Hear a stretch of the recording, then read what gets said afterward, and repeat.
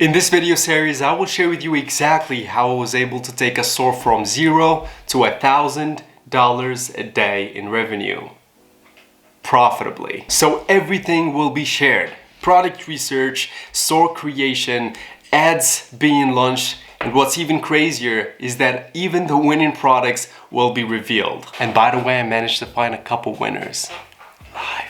So you better turn on that bell notifications to be one of the very first viewers that can take advantage of those couple winning products. So expect a new video every single day at exactly 8 p.m. Moroccan time for the upcoming 7 days. So it will be one video each day. A fun trick that you can do is to share this video with 3 friends you care about so you can motivate each other to take action over the things that you will learn in the upcoming 7 days to start making money online. And yes, I will share with you exactly everything you need to know to start making money with dropshipping. Okay, now that I shared everything I want to say, let me introduce myself because it's the first time you're seeing this face. So my name is Sharaf, a Moroccan 21-year-old. I started taking e-commerce seriously exactly 2 years ago, and since then I was able to build multiple 6-figure brands, and I have made over $1 million